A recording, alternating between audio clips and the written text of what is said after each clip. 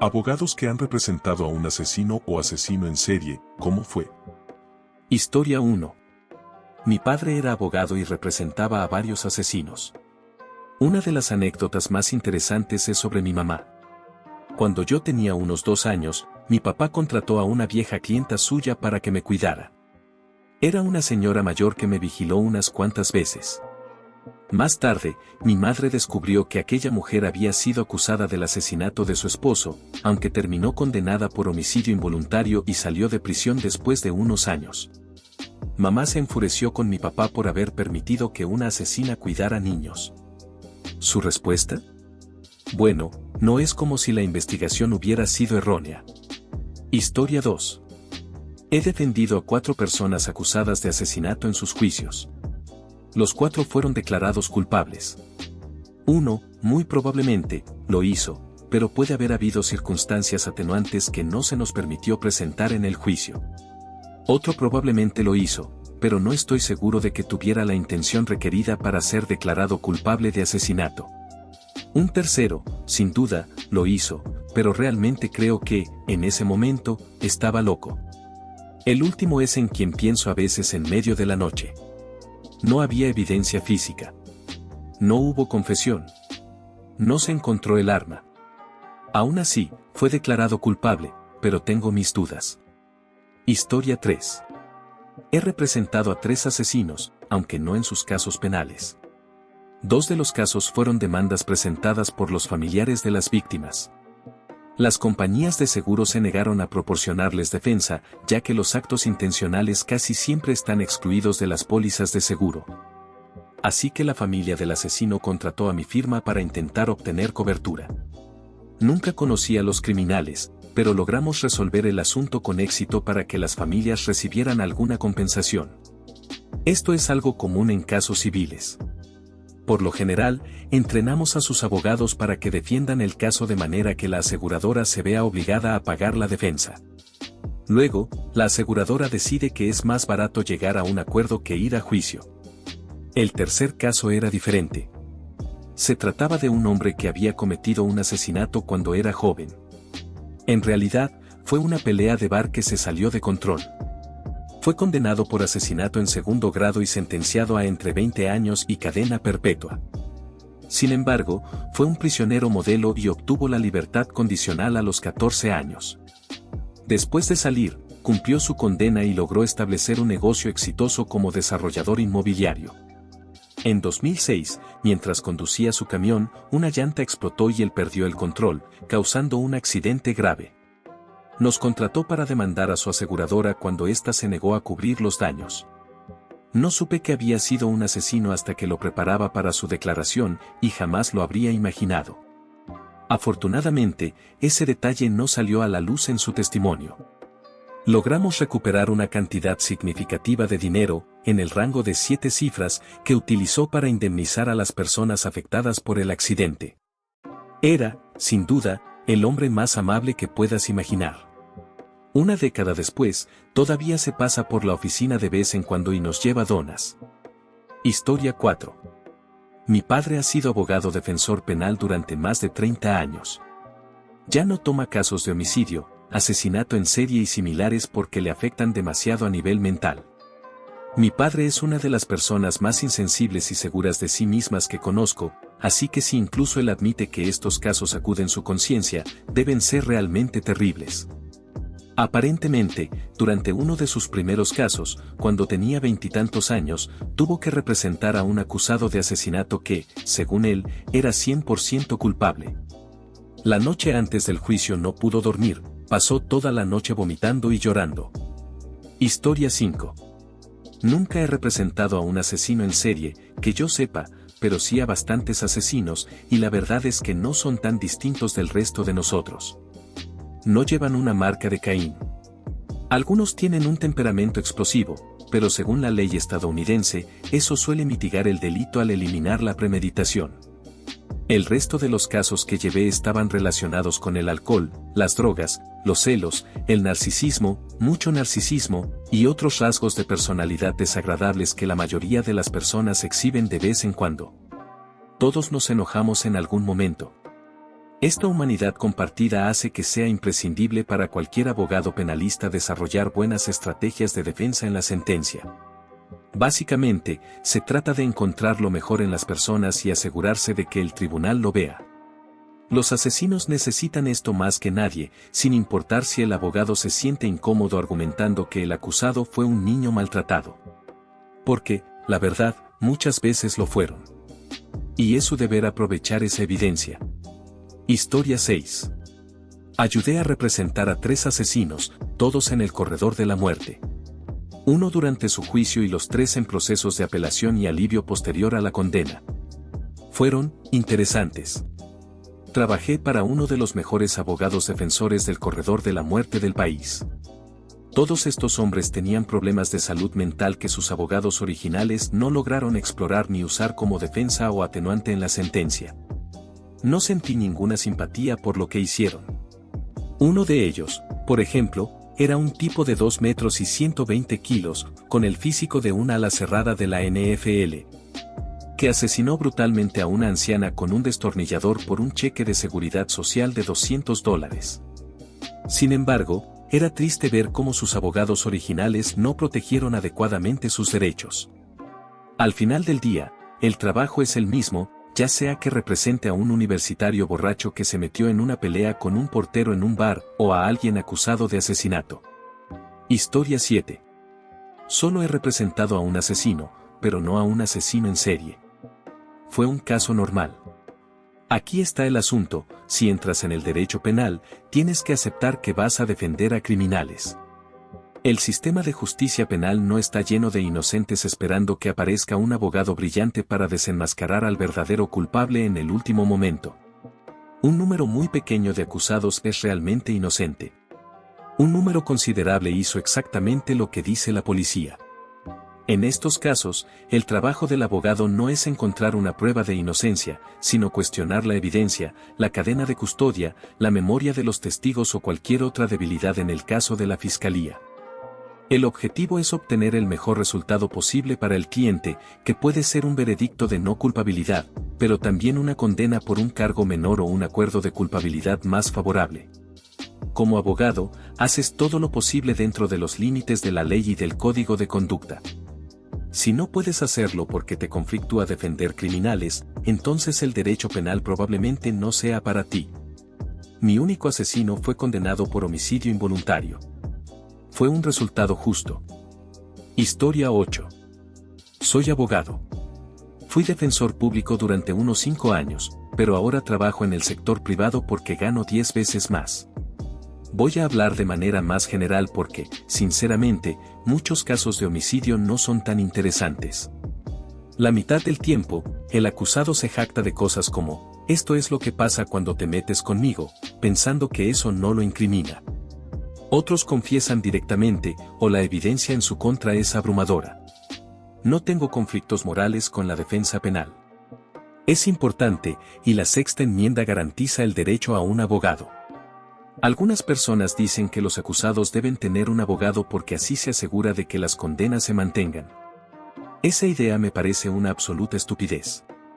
Yo trabajo en defensa penal por 2 razones. Uno, es la única forma en que el sistema funciona correctamente. Sin defensa penal, el sistema se vuelve corrupto. 2, el sistema está completamente sesgado contra los acusados.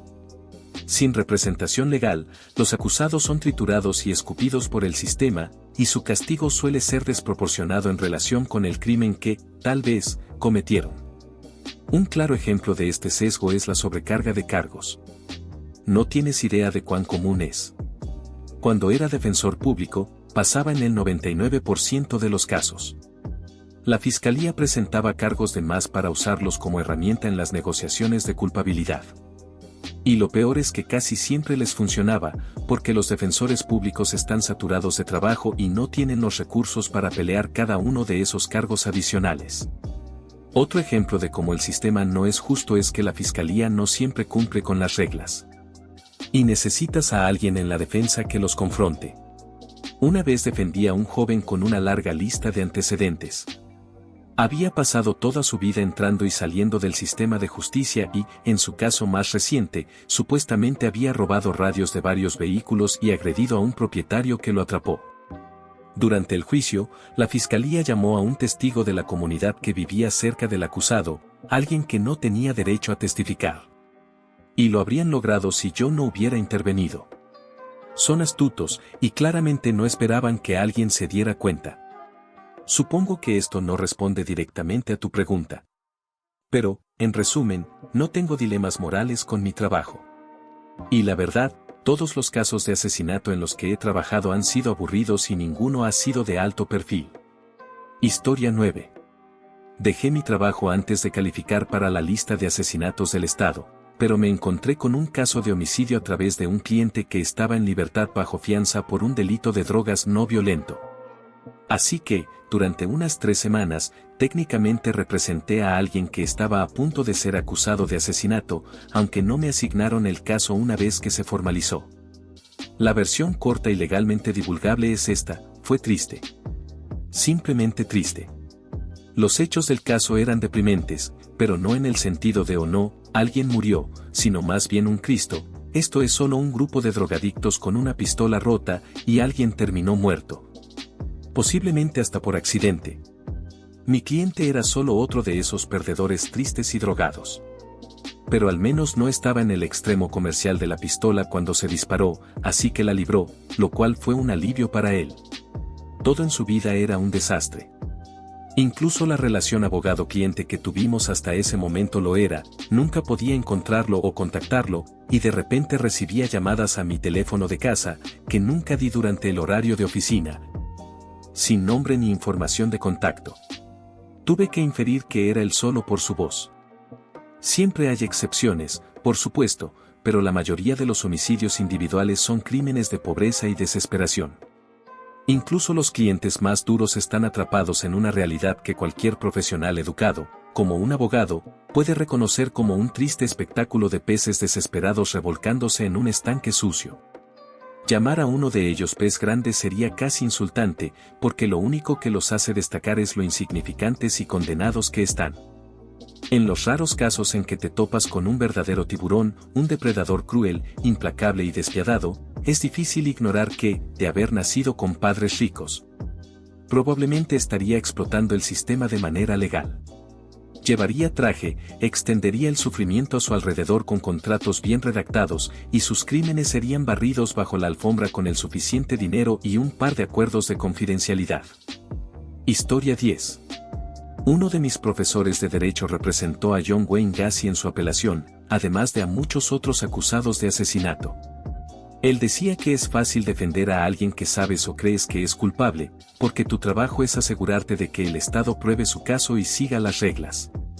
Sin embargo, cuando tienes a alguien que crees que es inocente, eso es lo que realmente te mantiene despierto por las noches.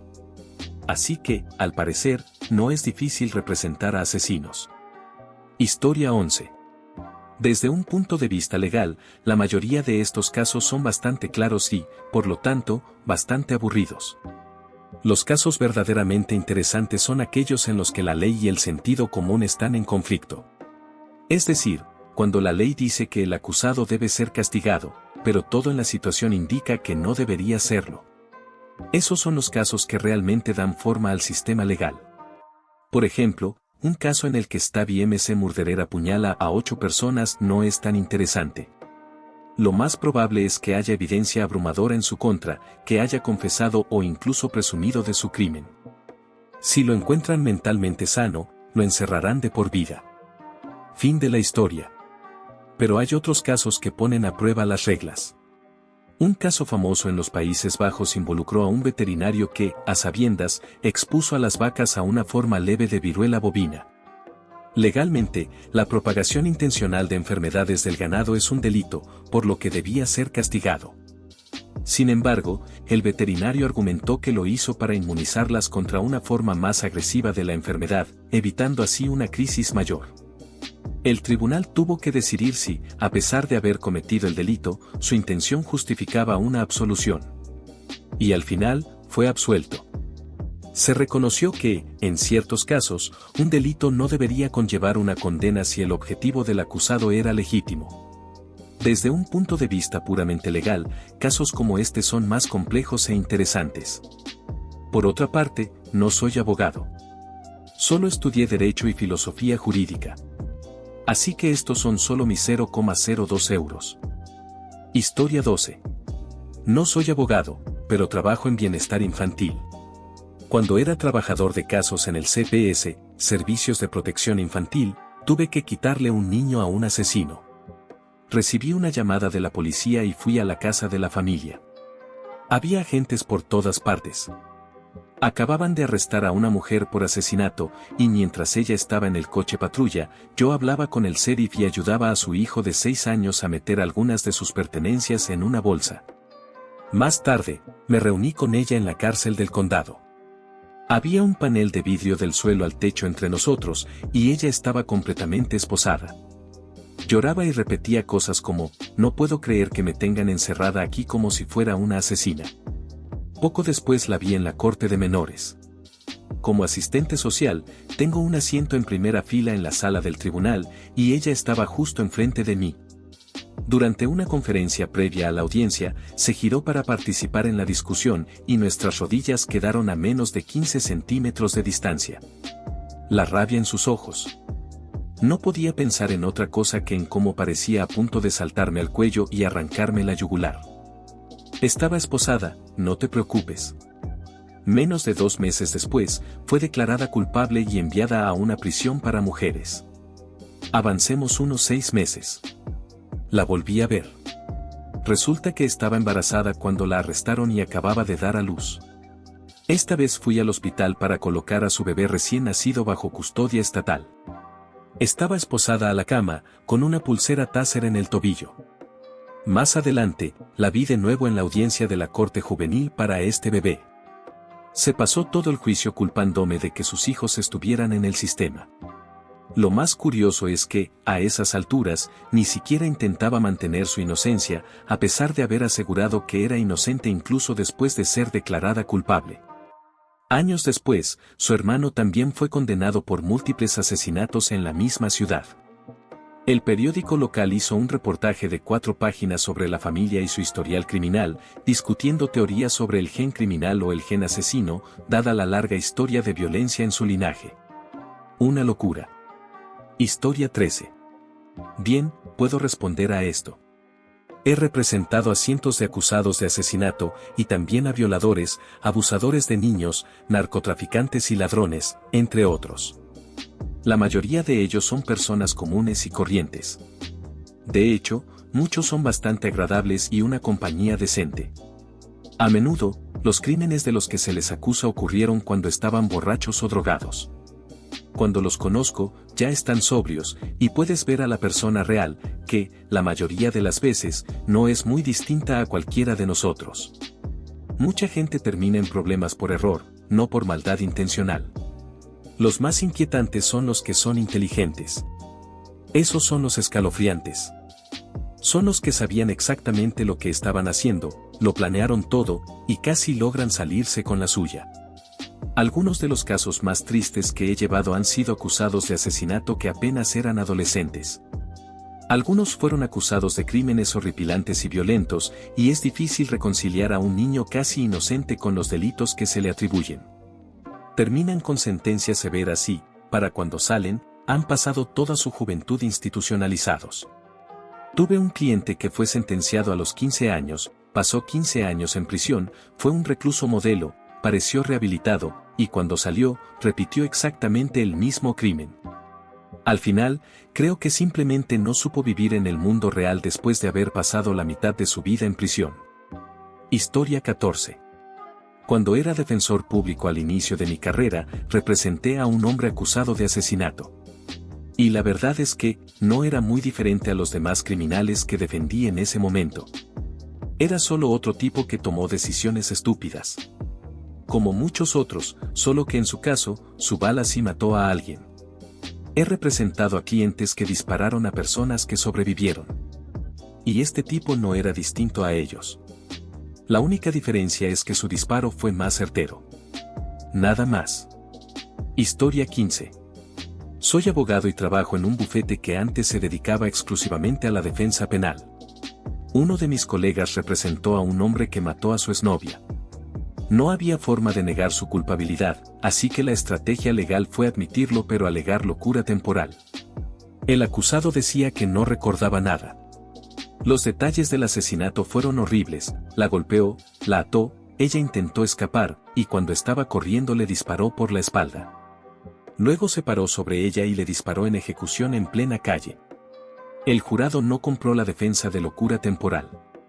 Lo condenaron por asesinato en primer grado. Más tarde, el acusado intentó anular la sentencia alegando que su abogado fue incompetente por haber admitido el crimen en el juicio. Pero esa apelación tampoco funcionó. Historia 16. Soy pasante en el Departamento de Mitigación de una oficina de defensores públicos. No estoy estudiando Derecho, sino Trabajo Social, y es fascinante cómo los trabajadores sociales, en este contexto, llamados especialistas en mitigación, están siendo utilizados en el ámbito legal. Especialmente en casos de pena de muerte. Básicamente, entrevistamos a clientes, familiares, amigos y cualquiera que haya estado en la vida del acusado. Recopilamos información para crear historias sociales con el objetivo de humanizar al cliente. Sí, reconocemos los hechos del crimen, pero también queremos que se tomen en cuenta los factores atenuantes. Infancia inestable. Hogares de acogida. Problemas escolares. Falta de tratamiento para enfermedades mentales emergentes. Drogas y alcohol. Baja autoestima. Violencia generacional dentro de la familia. Sorprendentemente, muchos clientes son muy reflexivos cuando hablan de su pasado, aunque sus percepciones a veces están desconectadas de la realidad. En la mayoría de los casos, nuestras entrevistas suceden después de que el cliente ya ha sido declarado culpable. A estas alturas, nuestro trabajo no es buscar excusas, sino contar la historia completa. ¿Cómo llegó esta persona a este punto? ¿Qué soñaba cuando era niño? ¿Quién lo hirió antes de que lastimara a alguien más? ¿Cuál era su comida favorita?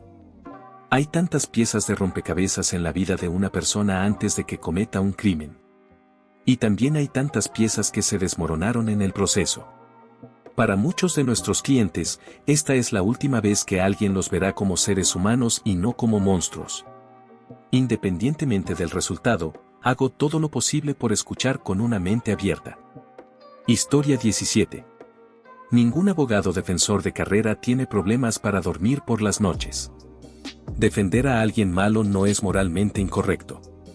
Tampoco significa que el abogado comparta la culpa del crimen de su cliente. Nunca me he sentido mal por defender a personas terribles. Puede que no me guste la persona o el caso, pero no me siento mal por hacer mi trabajo lo mejor posible. Si tienes conflictos morales con eso, entonces no tomes este maldito trabajo. Nadie le pregunta a los fiscales cómo pueden dormir tranquilos después de abogar por el encarcelamiento sistemático de los pobres, los adictos y los enfermos mentales. Para responder a la pregunta, los asesinos son como tú y yo, solo que tuvieron una infancia más dura y un mal día. Los asesinos en serie, en cambio, tuvieron una infancia de mierda y algo jodido en su cerebro. Hasta aquí el video. Si te gustó regálame un like y una suscripción, me ayudarías mucho.